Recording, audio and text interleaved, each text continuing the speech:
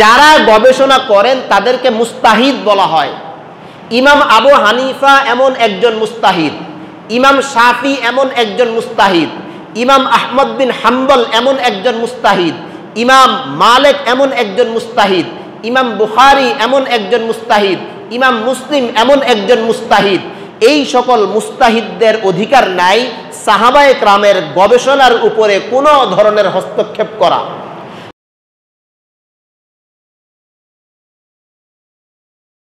কিন্তু অন্যান্য নবীর ধর্মের পূর্ণতা আর মুহাম্মদুর রাসূলুল্লাহ ধর্মের পূর্ণতায় একটা মৌলিক পার্থক্য আছে। ঈসা আলাইহিস সালাতু ওয়াস সালামের ধর্ম পরিপূর্ণ তার যুগের সকল মানুষের জন্য।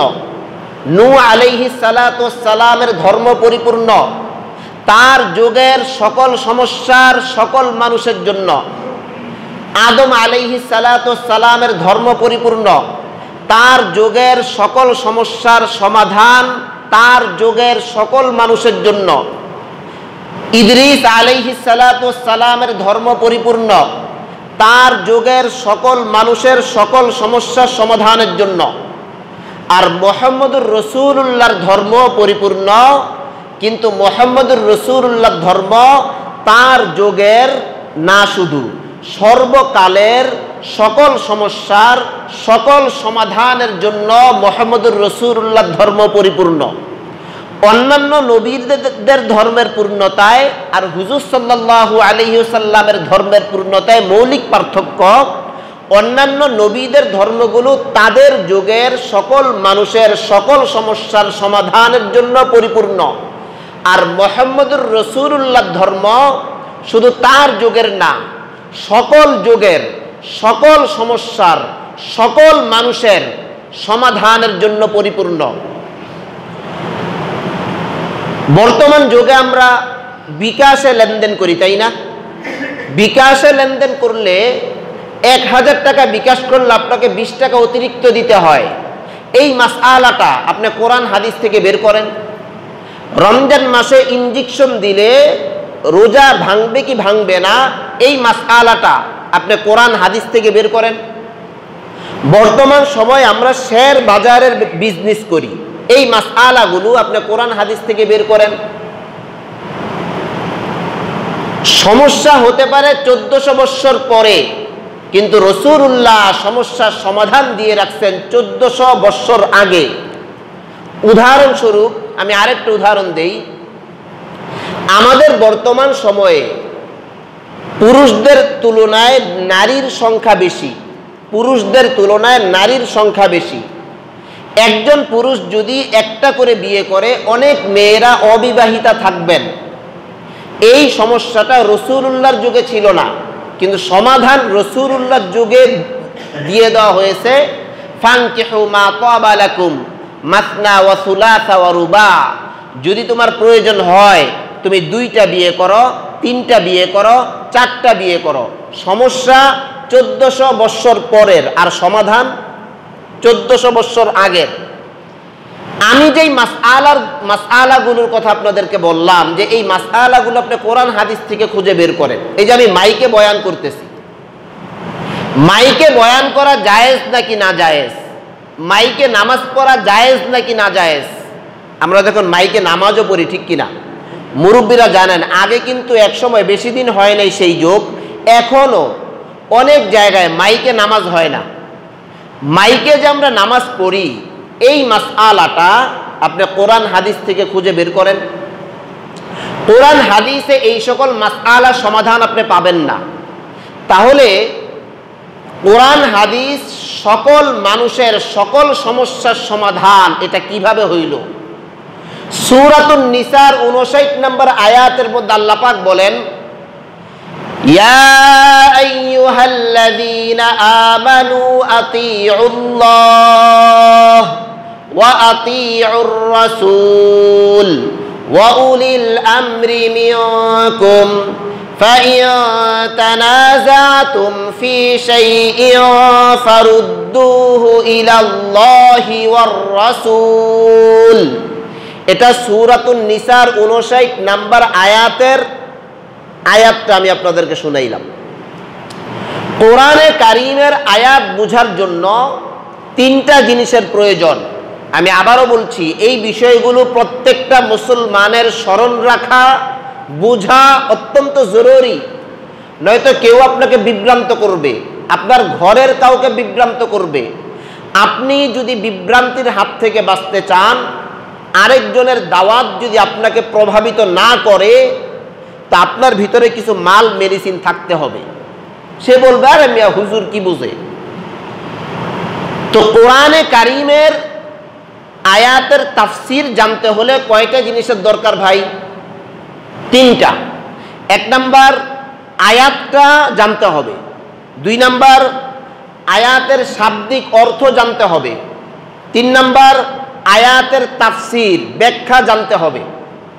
আমি আবারও বলছি, এক নাম্বার আয়াতটা লাগবে, দুই নাম্বার আয়াতের শাব্দিক অর্থ লাগবে, তিন নাম্বার আয়াতের ব্যাখ্যা তাফসির লাগবে। একটা উদাহরণ দেই, যেমন আকিমুস সালাহ, তোমরা নামাজ পড়ো, নামাজ কায়েম করো, এটা হলো আয়াত। আকিমুস সালাহ আয়াত, আয়াতের অর্থ কি? নামাজ কায়েম করো। এখন নামাজ কায়েম করো বলতে আল্লাহ আল্লাহর রাসূল কি বুঝাইলেন, এটার ব্যাখ্যা লাগবে আপনার। ব্যাখ্যা কি? নামাজ কায়েম করো বলতে আল্লাহর হুকুম, নবীর তরিকায় নামাজ পড়ো, এটা হলো নামাজ কায়েমের ব্যাখ্যা। এখন এই ব্যাখ্যাটা যদি আমি আমার মন গড়া করি তাহলেও হবে না। এই ব্যাখ্যাটা যদি কোনো মুসলমান, কোনো আলেম তার মন গড়া করে তাহলেও হবে না। কোরআনের সঠিক ব্যাখ্যার জন্য আপনাকে 6টা জায়গায় যাইতে হবে। কয়টা জায়গা?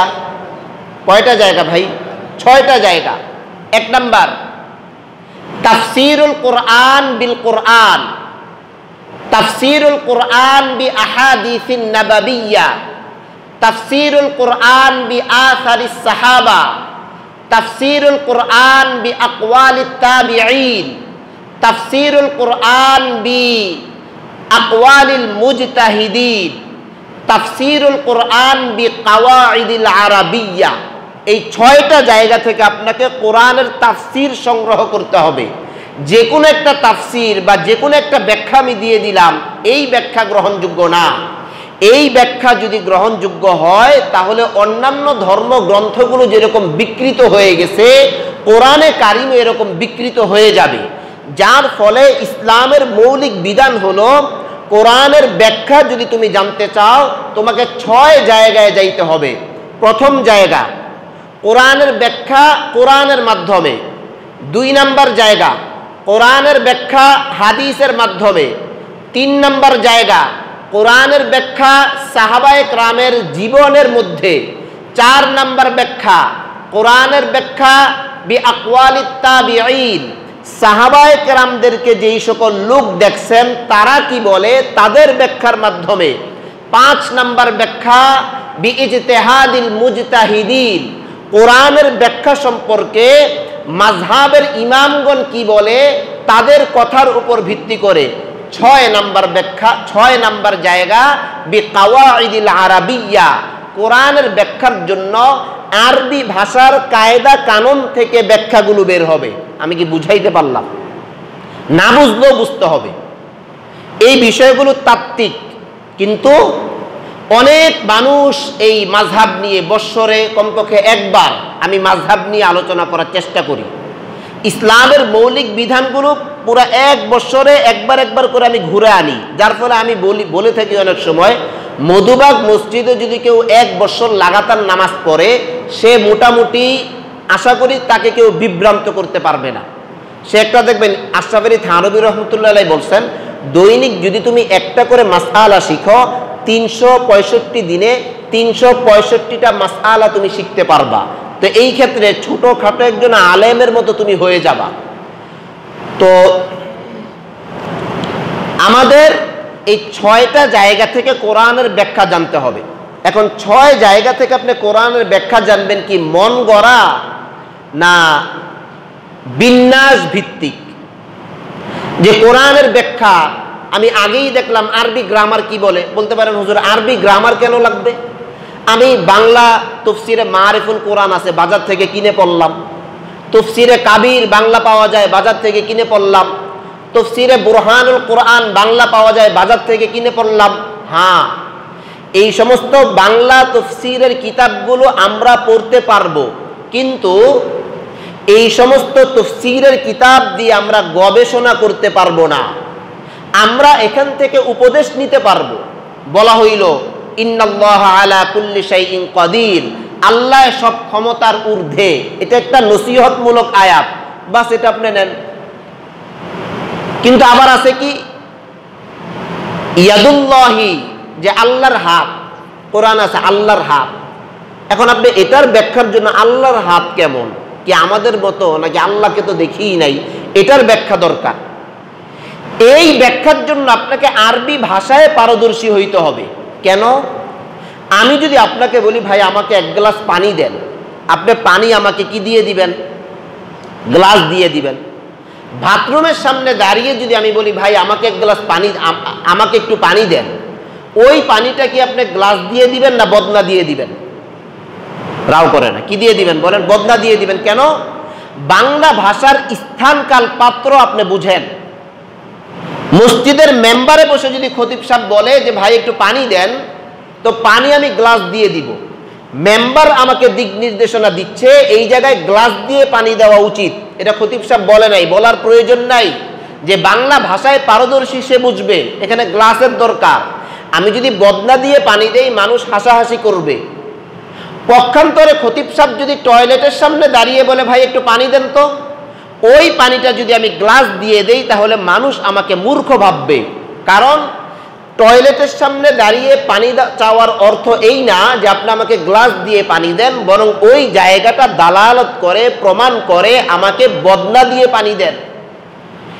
এই কারণে কোরআনের তাফসীর বুঝতে হলে আপনাকে আরবি ভাষায় পারদর্শী হইতে হবে। এখন এই 6 জায়গা থেকে যে আপনি কোরআনের তাফসীর নিবেন, এটা কি বিন্যাস ভিত্তিক না মন চায় ভিত্তিক? মুফাসসিরিনে কেরামগণ বলেন কোরআনের তাফসীর নেওয়ার জন্য আপনাকে বিন্যাস ভিত্তিক আগাইতে হবে। একটা আয়াত আপনি পড়লেন, আয়াতের অর্থ আপনি জানলেন, এখন আপনার ব্যাখ্যার প্রয়োজন। আগে যাইতে হবে এই ব্যাখ্যা কোরআনের কোনো আয়াতে আছে কিনা। যদি না পান, দ্বিতীয় স্তর হাদিসে যাইতে হবে। যদি না পান, তৃতীয় স্তর আসারি সাহাবা, সাহাবায়ে কেরামের জীবনীতে দেখতে হবে। যদি না পান, চতুর্থ স্তর আকওয়ালিত তাবিঈন, সাহাবায়ে কেরামদেরকে যারা দেখছেন তারা কি বলে সেই জায়গায় যাইতে হবে। পঞ্চম স্তর বিইজতিহাদিল মুজতাহিদিন, মাযহাবের ইমামগণ কি ব্যাখ্যা করছেন সেখানে যাইতে হবে। ওইখানেও যদি তাফসীরটা না পাওয়া যায়, তাহলে আরবি গ্রামারের দ্বারা এই আয়াতের কি ব্যাখ্যা হইতে পারে এই জায়গায় যাইতে হবে। যার ফলে দেখবেন নাপিতে যে চুল কাটে খসখস খসখস খুব আওয়াজ হয়, ডাক্তারে যে পেট কাটে কোনো আওয়াজ হয় না, ঠিক কিনা ভাই? নাপিতে চুল কাটায় খসখস খসখস আওয়াজ হয়, ডাক্তারের পেট কাটায় কোনো আওয়াজ নাই। কারণ কি? অনেক লোক দেখবেন সে এক জায়গায় গিয়েই এটা নাজায়েজ, সেটা নাজায়েজ, এটা বেদাত, সেটা বেদাত, হুজুর এইটা কয় না কেন, সেইটা কয় না কেন, এমন না কেন, তেমন না কেন, ওই নাপিতের মতো শুধু ঠাস ঠাস ঠাস ঠাস আওয়াজ হয়। কিন্তু হুজুর যদি কোনো কথা বলতে হয়, হুজুরের 6 জায়গায় আগে তালাশ করতে হবে। 1 নাম্বার কোরআন, 2 নাম্বার হাদিস, 3 নাম্বার সাহাবা, 4 নাম্বার তাবিঈন, 5 নাম্বার মুজতাহিদিন, 6 নাম্বার আরবি গ্রামার। এই 6 জায়গা থেকে কালেকশন করে আলেমের বলতে হবে। এখন উনি তো বাংলা বই একটা পড়ছে, তাফসীর একটা বাংলা কিনছে, এটা পড়ছে, এটা পড়ে পড়ে সে মুস্তাহিদ। তো ভাইয়েরা আমার, সূরা নিসার 64 নং আয়াতের মধ্যে আল্লাহ জাল্লা জালালুহু ওয়া আম্মা নাওয়ালুহু, ইসলাম ধর্ম যতদিন পৃথিবীতে জিন্দা থাকবে ততদিন পর্যন্ত যত ধরনের সমস্যা হইতে পারে সকল সমস্যার সমাধান সূরা নিসার 59 নম্বর আয়াতের মধ্যে দিয়েছে। আল্লাহ বলেন ইয়া আইয়ুহাল্লাযীনা আমানু আতিউল্লাহ, হে ঈমানদাররা, তোমরা তোমাদের জীবনের সমস্যার সমাধানগুলো প্রথম কোরআনে তালাশ করো।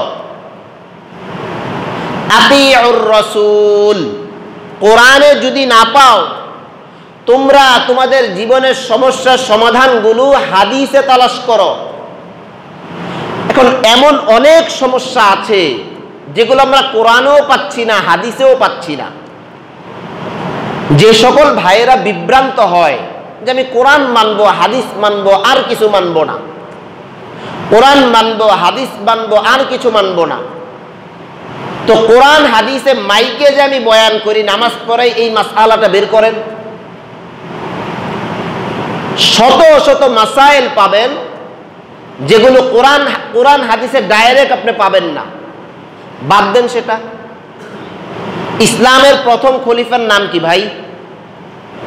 হ্যাঁ, আবু বকর সিদ্দিক রাদিয়াল্লাহু তাআলা আনহু।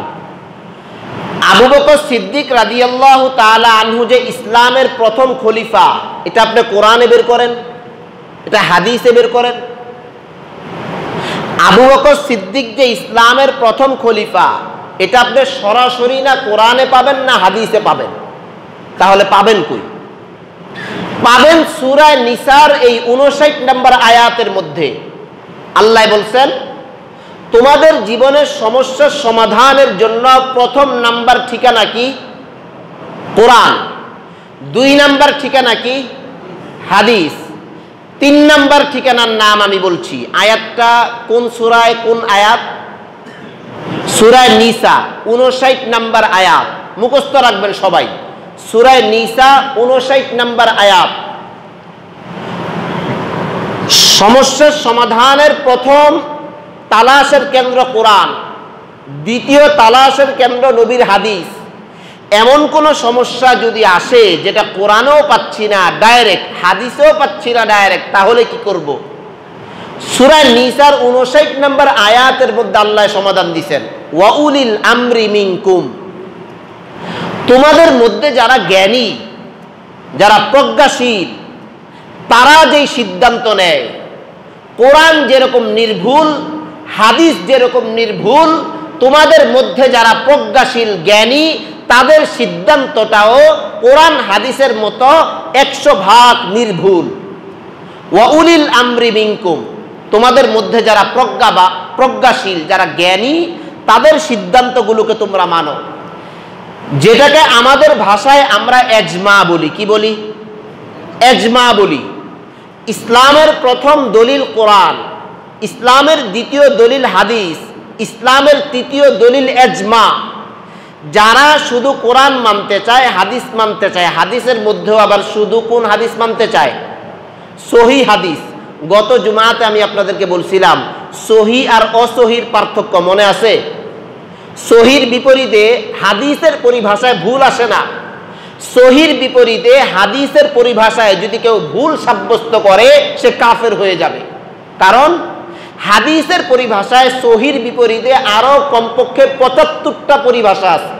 এগুলো আসার পরে যদি এগুলোতে সাব্যস্ত না হয়, তারপরে যাবে হাদিসটা জাল, মানে ভুল। এখন আবু বকর সিদ্দিক যে ইসলামের প্রথম খলিফা, এটা যদি কেউ না মানে তো সে এমনিই ভ্রান্ত। যদি সে মানে, তাহলে এটা আপনি হাদিস থেকে বের করেন ডাইরেক্ট, কোরআন থেকে বের করেন ডাইরেক্ট, হাদিস কোরআনে নাই। তাহলে হইল কিভাবে? ওই যে সূরা নিসার 59 নং আয়াতে আল্লাহ পাক বলছেন, ডাইরেক্ট যদি কোরআনে না পাও, ডাইরেক্ট যদি হাদিসে না পাও, তোমাদের মধ্যে যারা প্রজ্ঞাশীল, তারা যদি ঐক্যবদ্ধ কোনো সিদ্ধান্ত নেয়, ওই সিদ্ধান্তটা কোরআন যেমন ঠিক, হাদিস যেমন ঠিক, ঐক্যবদ্ধ সিদ্ধান্ত আল্লাহর রাসূলের কাছে 100% ঠিক। কোরআন হাদিসের মতো ওই সিদ্ধান্তেও কোনো ভুল নাই। সাহাবায়ে কেরাম বসলেন, পরবর্তী খলিফা কে হবে? নবীজি মৃত্যুর আগে আবু বকর সিদ্দিককে তার জায়ে নামাজের খলিফা বানাইছেন। নবীজি বলছেন, আমার অনুপস্থিতিতে নামাজ আবু বকর পড়াক। সাহাবায়ে কেরাম ওমর রাদিয়াল্লাহু তাআলা আনহুকে দিছিলেন। নবীজি বলছেন, না, আবু বকরকে দাও। এটা ভিন্ন আলোচনা। দেখি এতটুকু বুঝেন। নবীজি এতটুকু বলছেন যে আমার অনুপস্থিতিতে, আমি ঘরে অসুস্থ, নামাজ কে পড়াবে? আবু বকর। সাহাবায়ে কেরাম বসে সিদ্ধান্ত নিলেন নবীর পরের খলিফা কে হবে। নবী যেহেতু আবু বকরের নাম বলেন নাই, ওমরের নাম বলেন নাই, উসমানের নাম বলেন নাই, আলীর নাম বলেন নাই, আব্দুর রহমান ইবনে আউফের নাম বলেন নাই, কিন্তু আমাদের কাছে একটা ইঙ্গিত আছে। ইঙ্গিত কি? নবীজি তার মুসল্লার খেলাফতের দায়িত্ব আবু বকর সিদ্দিককে দিয়েছিলেন। আমাদের আধ্যাত্মিক খলিফা যেহেতু নবীজি আবু বকর সিদ্দিককে বানাইছেন, আমাদের দুনিয়ার রাষ্ট্র পরিচালনার দায়িত্ব আমরা ওই হাদিসের উপর কিয়াস করে আবু বকর সিদ্দিককে দিতে চাই। ইসলামের পরিভাষায় এটাকে বলা হয় এজমা। আবু বকর সিদ্দিক যে ইসলামের প্রথম খলিফা, এটা কিসের দ্বারা সাব্যস্ত? এজমার দ্বারা সাব্যস্ত। এটা কোরআনেও পাবেন না, হাদিসেও পাবেন না। উলিল আমরি মিনকুমের ব্যাখ্যাটা কি? যে তোমরা তোমাদের মধ্যে যারা প্রজ্ঞাশীল তাদেরকে মানো। দুই ব্যাখ্যা মুফাসসিরিনে কেরামগণ করেন। একটা, তোমার রাষ্ট্রপ্রধান যে, তার কোনো আইন যদি ইসলামের সাথে সাংঘর্ষিক না হয় তুমি তার আইন মানো। আমাদের দেশে আইন আছে, ট্রাফিক সিগন্যালে যদি লাল বাতি জ্বলে গাড়ি স্টপ, সবুজ বাতি জ্বললে গাড়ি চলবে। কি ভাই, আছে কিনা? রাষ্ট্রের এই আইন কোরআন বলতেছে এটাও উলিল আমরের অন্তর্ভুক্ত, কারণ এটার সাথে জায়েজ না জায়েজ, হালাল হারামের কোনো সম্পর্ক নাই। এটা তোমাদের কল্যাণের জন্য রাষ্ট্র কর্তৃক নির্ধারিত। রাষ্ট্রের কোনো সিদ্ধান্ত কোরআন হাদিসের মুখালেফ যদি না হয়, ওই সিদ্ধান্ত তোমরা মানবা, এটাও উলিল আমরের অন্তর্ভুক্ত। এটা এক নাম্বার ব্যাখ্যা। দুই নাম্বার ব্যাখ্যা এটা। এক নাম্বার ব্যাখ্যা হলো, দৈনন্দিন জীবনে চলতে ইসলামের যে সকল সমস্যার সমাধান ডাইরেক্ট কোরআনে পাবা না, ডাইরেক্ট হাদিসে পাবা না, ওই সকল সমস্যার সমাধানের ক্ষেত্রে উলিল আমর মানে তোমাদের মধ্যে যারা প্রজ্ঞাশীল আলেমে দ্বীন, তারা কি বলে? তারা যদি ঐক্যবদ্ধ কোনো সিদ্ধান্ত নেয়, ওই সিদ্ধান্তটাকে তোমরা মানো। এটাকে এজমা বলে। আমি আরেকটা উদাহরণ দিই, সাহাবায়ে কেরামের যুগের এজমা। নবীর যুগে কোরআনে কারিম 7টা আঞ্চলিক ভাষায় লেখা হইতো। কয়টা? 7টা আঞ্চলিক ভাষা। শুনছেন আপনারা অনেকে 7 কেরাত বলে। নবীর যুগে 7 আঞ্চলিক ভাষায় লেখা হইতো।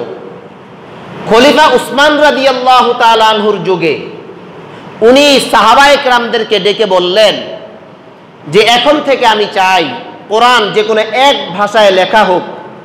সব সাহাবায়ে কেরাম বললেন হ্যাঁ, আমরাও রাজি আছি। কেন? প্রেক্ষাপট আছে ভিন্ন। তো এখন আমাদের সামনে যেই কোরআন, এটা কি পুরা কোরআন সব একরকম লেখা না? একরকম লেখা কিনা বলেন? বাংলাদেশের একজন হাফেজে কোরআনের তেলাওয়াত আর সৌদি আরবের একজন হাফেজে কোরআনের তেলাওয়াতে সুরের পার্থক্য আছে, জবরদের পেশের কোনো পার্থক্য হয়? বাংলাদেশের একজন হাফেজে কোরআনের তেলাওয়াত আর আমেরিকার একজন হাফেজে কোরআনের তেলাওয়াতে সুরের পার্থক্য থাকতে পারে, জবরদের পেশ, শব্দের আয়াতের, কোরআনের সূরার বিন্যাসের ক্ষেত্রে কোনো পার্থক্য নাই। এটা রাসূলুল্লাহ করেন নাই, এটা আবু বকর সিদ্দিক করেন নাই, এটা ওমর ফারুক করেন নাই, এটা উসমানের যুগে এসে হইছে। এটা এজমার দ্বারা সাব্যস্ত। এখন কেউ যদি বলে আমি কোরআন মানি, হাদিস মানি, আর কিছু মানি না, তো তোমার কোরআনই নাই। কোরআনটাও এজমার দ্বারা সাব্যস্ত। এখন আমি আপনাদেরকে যে বিষয়টা বুঝাবো সেটা হলো, এই যে ওনারা বৈশা যে এজমা করবে, মানে এজমা বলতে আরো সহজে যদি আমি বলি, একটা পরামর্শ করলাম যে ভাই ইসলামের একটা সমস্যা, এটা সমাধান কি, আমরা একটা পরামর্শ ডাকলাম। তো কোরআন কি বলে? ঐক্যবদ্ধ যদি কোনো সিদ্ধান্ত হয় এটা সঠিক। এখন কি আমরা যে মসজিদে যারা আছে আমরা বসে নিয়ে নিব সিদ্ধান্তটা। এই সিদ্ধান্ত নেওয়ার 3টা স্তর। কয়টা স্তর? কয়টা স্তর ভাই? যে কেউ নিতে পারবে না। যে আমি একটা বুখারী শরীফ নিলাম, একটা মুসলিম শরীফ নিলাম, গতকালকেই এক যে নার্সারি আছে না, নার্সারি মানে ফুল গাছ বেচে, যে ফুল গাছ নার্সারি, তো নার্সারি ম্যান উনি নামাজ পড়ে আমাদের মতো না, অন্যভাবে। তো ওনারা আমি বললাম কি ব্যাপার, তুমি নামাজ কি এখন কি নাবির নিচে আব্বাদো না নাবির উপরে? কয়েক জায়গায় বানলেই তো হয়। তুই চালাস নার্সারি, মানে কি বলবো। পাগলের সাথে কোরআনে আছে যে যখন কোনো মূর্খ ব্যক্তি তোমাকে বকা দেয়, কলু সালামা, তাকে বলো ভাই ঠিক আছে আপনিই ভালো, আপনি চলে আসেন। তুমি কাম করো নার্সারির, তুমি জব দিয়া দিলা কি, এক জায়গায় বানলেই তো হয়, তা আমি কি বুঝাবো এর। তো এই যে ইস্তেহাব মানে আপনি গবেষণা যে করবেন, এই গবেষণার 3টা স্তর। প্রথম স্তর, আমি আবারও বলছি, এই বিষয়গুলো ভালো করে বুঝতে হবে এবং স্মরণ রাখতে হবে। প্রথম স্তর সাহাবায়ে কেরামের গবেষণা, যেটাকে ইসলামের পরিভাষায় ইস্তেহাব বলা হয়। কি বলা হয়? ইস্তেহাব। দ্বিতীয় স্তর মাযহাবের ইমামদের গবেষণা। তৃতীয় স্তর যুগ শ্রেষ্ঠ আলেমদের গবেষণা। প্রথম স্তর সাহাবায়ে কেরামের গবেষণা। সাহাবায়ে কেরাম গবেষণা করে কোনো বিষয়ে যদি ঐক্যবদ্ধ হয়ে যায়, মাযহাবের ইমামগণের অধিকার নাই ওই ব্যাপারে তারা হস্তক্ষেপ করবে। যেমন আবু বকর সিদ্দিক ইসলামের প্রথম খলিফা, এটা সাব্যস্ত হয়েছে কিসের মাধ্যমে? সাহাবায়ে কেরামের গবেষণার মাধ্যমে। এই ব্যাপারে আবু হানিফার দ্বিমত করার কোনো অধিকার নাই, এই ব্যাপারে ইমাম শাফির দ্বিমত করার কোনো অধিকার নাই, এই ব্যাপারে ইমাম আহমদ বিন হাম্বলের দ্বিমত করার কোনো অধিকার নাই, এই ব্যাপারে ইমাম মালিকের দ্বিমত করার কোনো অধিকার নাই, এই ব্যাপারে ইমাম বুখারীর দ্বিমত করার কোনো অধিকার নাই, মুসলিম, তিরমিজি, আবু দাউদ কোনো ইমামের কোনো ধরনের আপত্তি করার কোনো অধিকার নাই। কারণ এটা সাব্যস্ত হয়েছে সাহাবায়ে কেরামের এজমার মাধ্যমে। সাহাবায়ে কেরামের এজমার পরে দ্বিতীয় স্তর কাদের? মাযহাবের ইমামদের, যাদেরকে আমরা ইমাম বুঝি, মুজতাহিদ, তাদেরকে ইসলামের পরিভাষায় মুজতাহিদুন বা মুজতাহিদিন বলা হয়। মুজতাহিদ মানে গবেষক। কি ভাই? গবেষক। গত কয়েকদিন আগে আমি টিকা দেয় না বাচ্চাদেরকে, টিকা, এই টিকা এটা আসলে মানব সমাজের জন্য, মানব সমাজের জন্য টিকাগুলো স্বাস্থ্যকর না অস্বাস্থ্যকর এটা নিয়ে কিন্তু চিকিৎসা বিজ্ঞানের মতে, মানে চিকিৎসা বিজ্ঞানের জগতে দ্বিদ্বন্দ্বী আলোচনা আছে। আপনারা জানেন কিনা কেউ? কিছু কিছু চিকিৎসাবিদ, এগুলো তো এখন ব্যাপকভাবে চলছে, কিন্তু এমন আপনি চিকিৎসাবিদ পাবেন আমেরিকার বড় বড় মানে চিকিৎসা বিজ্ঞানী যারা, তারা এই টিকা, বাচ্চাদেরকে টিকা দেওয়ার বিপক্ষে।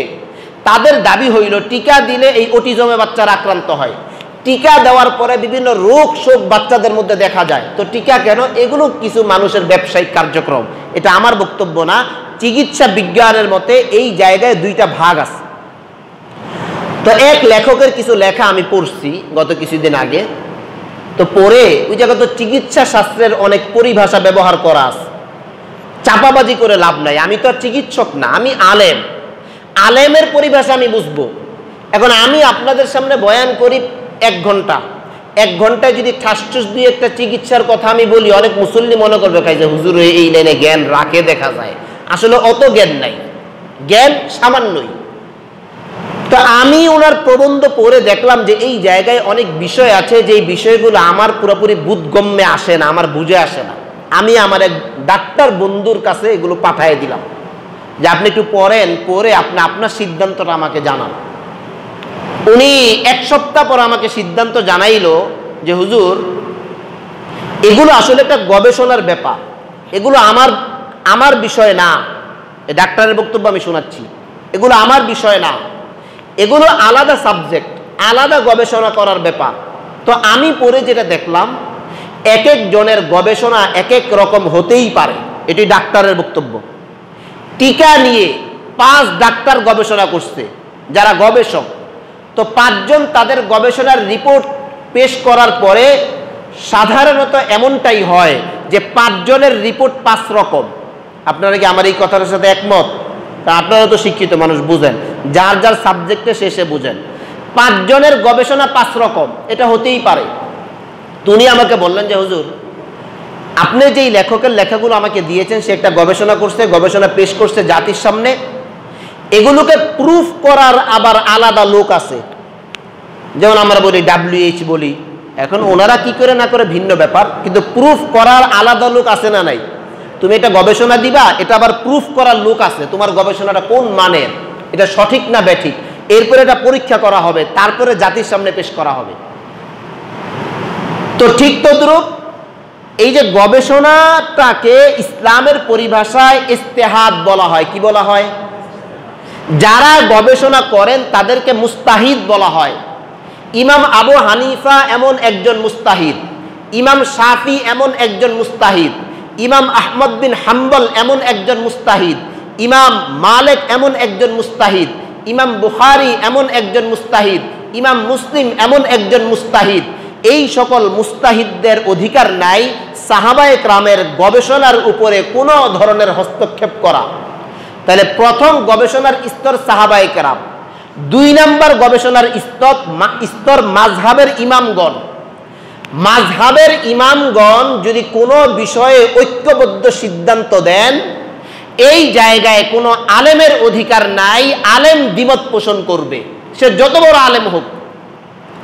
মাযহাবের ইমামগণ যদি কোনো ব্যাপারে ঐক্যবদ্ধ সিদ্ধান্ত দেন, এই জায়গায় কোনো আলেমের অধিকার নাই আলেম দ্বিমত পোষণ করবে। যেমন উদাহরণ দেই, মাযহাবের ইমামগণ কোন ব্যাপারে ঐক্যবদ্ধ সিদ্ধান্ত নিয়েছেন, একটা উদাহরণ তো দরকার। নবী আলাইহিস সালাতু ওয়াস সালামের যুগে সাহাবায়ে কেরাম মাযহাব মানতেন, কিন্তু অনির্দিষ্ট মাযহাব।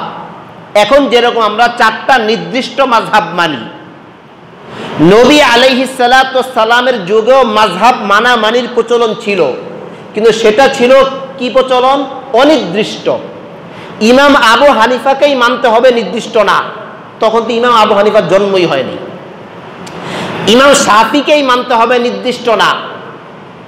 তখন মাযহাব মানতেন ওনারা অনির্দিষ্ট মাযহাব। ওমর রাদিয়াল্লাহু তাআলা আনহু ওনার বক্তৃতায় বলেছিলেন, হে মদিনাবাসী, তোমাদের যদি কোরআনের তাসবিত সম্পর্কে কোনো জ্ঞান জানতে হয়, তোমরা কাব ইবনে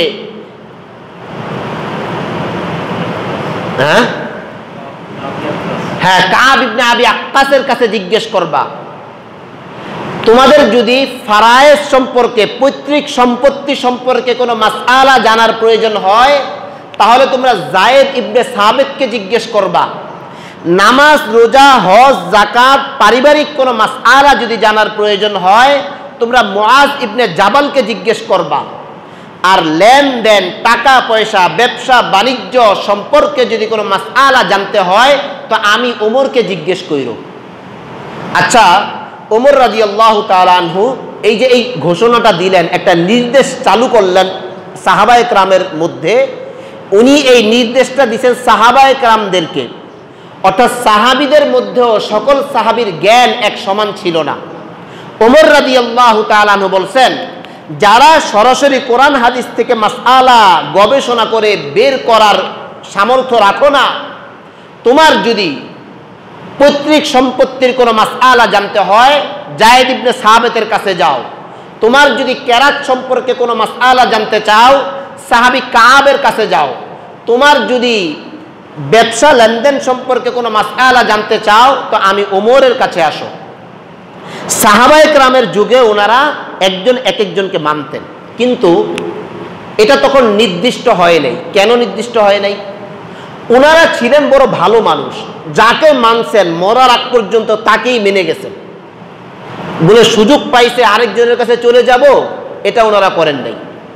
সাহাবায়ে কেরামের যুগ গেল, সাহাবায়ে কেরামের পরে তাবিনদের যুগ গেল, তাবেঈনদের পরে তবে তাবি, এই যে আবু হানিফা, ইমাম শাফি, ইমাম মালিক, ইমাম হাম্বল, ওনাদের যুগে আইসা কিছু মতলববাজ মানুষের আবির্ভাব হইল। মতলববাজ মানুষ কি? রাসূলুল্লাহর হাদিসে আছে, রাসূলুল্লাহ আম্মাজান আয়েশা সিদ্দিকার গায়ে স্পর্শ করার পরে ওযু করে নামাজে গেছেন। তো বোঝা গেল কোন মহিলার গায়ে যদি কেউ স্পর্শ করে, খালি টাচ করে, ওযু ভেঙে যাবে। এটা হাদিসে আছে। এটা ইমাম শাফির মাসআলা। ইমাম আবু হানিফার মাসআলা হইল, তোমার শরীর থেকে যদি একটু রক্ত বের হয়, রক্ত যদি স্বীয় জায়গা থেকে বের হইয়া গড়াইয়া পড়ে, তাহলে তোমার অজু ভেঙে যাবে। তো তাবিনদের যুগে কিছু মতলববাজ মানুষের আবির্ভাব হইল। মতলববাজ মানুষেরা দেখলো শেষ রাত্রে মনে করেন উজু টুজু করছে, কোনো কারণে স্ত্রীর গায়ে হাত লাগছে, শীতের দিন আবার উজু করব, তো বলে না আমি তো ইমাম আবু হানিফারে মানি। ইমাম আবু হানিফা সাহেব বলছেন যে মহিলাদের গায়ে স্পর্শ করলে উজু করার দরকার নেই। তোমার জহুর সাহেব মনে করেন গেছে ক্ষেত খামারে কাজ করতে, একটু সুই লাগেছে, রক্ত বেরিয়েছে, এখন আবার বলে আমি তো ইমাম শাফিরে মানি। কেন? ইমাম শাফি বলছে রক্ত বের হইলে উজু করার দরকার নাই। তো এরা মতলববাজ। এই মতলববাজ মানুষ এখনো আছে, আমাদের যুগেও আছে। বলে সব মাসআলা হানাফি বা আমাদের কাছ থেকে শুনতেছে মানতেছে, কোনো কারণে বউরে তালাক বইলা বসছে। এখন আইসে হানাফি আলমের কাছে কইছে তালাক হয়ে গেছে, এখন উনি এই মাসলার হানাফি আলমের কাছ থেকে মানতে রাজি না, উনি এখন ইমাম শাফির কোনো আলেম আছে কিনা এটা তালাশ করে, মানে মতলববাজ। তাবিনদের যুগে এই মতলববাজ মানুষের আবির্ভাব যখন হইল, তখন সমস্ত তাবিনদের ঐক্যবদ্ধ সিদ্ধান্ত ছিল রাসূলুল্লাহর যুগ, আবু বকর সিদ্দিকের যুগ, ওমরের যুগে মানুষ একজন আরেকজনকে যে অনভিজ্ঞ সে অভিজ্ঞকে ফলো করত, অনুসরণ করত। এই ক্ষেত্রে কোনো বাধ্যবাধকতা ছিল না, যার যাকে মন চায় সে অনুসরণ করতে পারত, কারণ তারা তখন আল্লাহর কাঠগড়ায় দাঁড়াইতে হবে এই কথা দৃঢ়ভাবে বিশ্বাস করত। কিন্তু তাবিনদের যুগে যখন মতলববাজ কিছু মানুষের আবির্ভাব হইল, তারা তাদের সুযোগ অনুযায়ী ইসলামকে ব্যবহার করতে আরম্ভ করলো, তখন এই মুস্তাহিদ ইমামগণের ঐক্যবদ্ধ সিদ্ধান্ত তারা দিলেন যে আজকের থেকে 4 মাযহাবের যে কোনো একটা মাযহাব তোমাকে মানতে হবে। হয়তো ইমাম আবু হানিফাকে মানবা, নয়তো ইমাম শাফিকে মানবা, নয়তো ইমাম মালিককে মানবা, নয়তো ইমাম আহমদ বিন হাম্বলকে মানবা। যাকে মানবা মরার আগ পর্যন্ত তাকেই মানতে হবে। তাকে বাদ দিয়ে যদি তুমি আরেকজনকে মানো, তাহলে তুমি কোরআনের সূরা নিসার 59 নং আয়াতের মধ্যে আল্লাহ পাক যে বলছেন আমাকে মানো, নবীকে মানো, তারপরে তোমাদের মধ্যে যারা বিজ্ঞ তাদের ঐক্যবদ্ধ সিদ্ধান্তকে মানো, কোরআনের এই আয়াতকে সে লঙ্ঘন করলো। বুঝাইতে পারলাম কিনা আমি? এখন আসেন, তাবিনদের যুগে এটা সাব্যস্ত হয়েছে যে কোনো একটা মানতে হবে। তো আমি ইমাম আবু হানিফাকে মানবো, শাফিকে মানবো কেন? আমি কোরআন হাদিস মানি, কোরআন হাদিসটাই আমি মানবো। কিন্তু কোরআন হাদিস থেকে যেহেতু আমার ডাইরেক্ট জ্ঞান নির্যাস করার ক্ষমতা আমার নাই, গবেষণা করার ক্ষমতা আমার নাই, এটা থেকে ইস্তেমবাত করার ক্ষমতা আমার নাই, এই ক্ষমতা শাফি, মালিক, হাম্বল ওনাদের ছিল। ওনারা ইস্তেহাদ করে সকল সমস্যার সমাধান দিছেন। এই সমস্যার সমাধানগুলো আমরা ওনাদের হয়ে বলে হাদিসটা কোরআনটাকে মানবো কেন? ডাইরেক্ট যেহেতু আমি এটা বুঝতেছি না, অনেক ব্যাখ্যা আছে। আচ্ছা, এখন আসেন, দ্বিতীয় স্তরের ঐক্যবদ্ধ সিদ্ধান্ত গেল নাকি? কোন স্তর? প্রথম স্তর কি ছিল? সাহাবায়ে কেরামের ঐক্যবদ্ধ সিদ্ধান্ত। দ্বিতীয় স্তর মুস্তাহিদ ইমামদের ঐক্যবদ্ধ সিদ্ধান্ত। তৃতীয় স্তর কি? উলামায়ে কেরামের ঐক্যবদ্ধ সিদ্ধান্ত। মাইকে যে আমি বয়ান করি, নামাজ পড়াই, এটা যদি আপনি আবু হানিফার ফতুয়া তালাশ করেন পাবেন না। এটা যদি আপনি ইমাম শাফির ফতুয়া তালাশ করেন পাবেন না। এটা যদি আপনি ইমাম মালিক আর হাম্বলের ফতুয়া তালাশ করেন পাবেন না। এটা সমকালীন উলামায়ে কেরামের ঐক্যবদ্ধ সিদ্ধান্ত। মাইকে বয়ান করা, মাইকে ওয়াজ করা যদি অন্য কোনো মানুষের ধর্মীয় কাজের ব্যাঘাত না হয়, তার সুস্থতা অসুস্থতার ব্যাঘাত না হয়, তাহলে বৃহত্তম স্বার্থে এটা জায়েজ আছে। উলামায়ে কেরামের ঐক্যবদ্ধ সিদ্ধান্তে যারা আলেম না, তাদের দ্বিমত করার কোনো অধিকার নাই।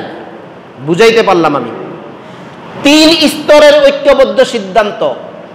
এক এক স্তরের ঐক্যবদ্ধ সিদ্ধান্তের কারণে নিচের স্তরের দ্বিমত করার কোনো অধিকার থাকে না। সাহাবায়ে কেরামের ঐক্যবদ্ধ সিদ্ধান্তের উপরে মাযহাবের ইমামদের দ্বিমত করার কোনো অধিকার নাই। মাযহাবের ইমামদের ঐক্যবদ্ধ সিদ্ধান্তের উপরে উলামায়ে কেরামের দ্বিমত করার কোনো অধিকার নাই। উলামায়ে কেরামের ঐক্যবদ্ধ সিদ্ধান্তের উপরে আলেম না এমন মানুষের দ্বিমত করার কোনো অধিকার নাই। ফলে এই যে তাবিনদের যুগে একটা ঐক্যবদ্ধ সিদ্ধান্ত হইল যে তোমরা কি করো, যে কোনো একটা মাযহাবকে তোমরা ভালোভাবে আঁকড়াইয়া ধরো। এখন আমরা দ্বিতীয় স্তরে যাব। ওই যে ডাক্তারের কথা বললাম, ডাক্তার বলছে এক একজনের গবেষণা এক এক রকম হতেই পারে। প্রথম বলছে আল্লাহ আমাকে মানো, কোরআনে সমস্যার সমাধান খুঁজো, কোরআনে না পাইলে হাদিসে সমস্যার সমাধান খুঁজো, হাদিসে না পাইলে উলিল আম তোমাদের মধ্যে যারা গবেষক তাদের সমস্যার সমাধান খুঁজো। এখন গবেষকরা কি সবসময় ঐক্যবদ্ধ সিদ্ধান্তে আসে না সিদ্ধান্তে অনেক ক্ষেত্রে ভিন্নতা হয়? ভাই ভিন্নতা হয় না? এটা তো গবেষণালব্ধ ব্যাপার, ভিন্নতা হতেই পারে। এটার সমাজ ওই যে আগেই বলছিলাম, সমস্যা হবে 1400 বৎসর পরে। ইসলাম মুহাম্মদুর রাসূলুল্লাহ ধর্ম, সমাধান মুহাম্মদুর রাসূলুল্লাহ দিয়ে রাখছেন 1400 বৎসর আগে। আমি যে সমস্ত লোকের এই যে মাযহাবের খুব ব্যাপক বিরুদ্ধাচরণ করে, না মাযহাব মূর্খ, আবু হানিফা খারাপ, একবারে শিরক বলে এরা, যে মাযহাব মানে শিরক, অথচ মাযহাব না মানলে আপনি ইসলাম মানতে পারবেন না।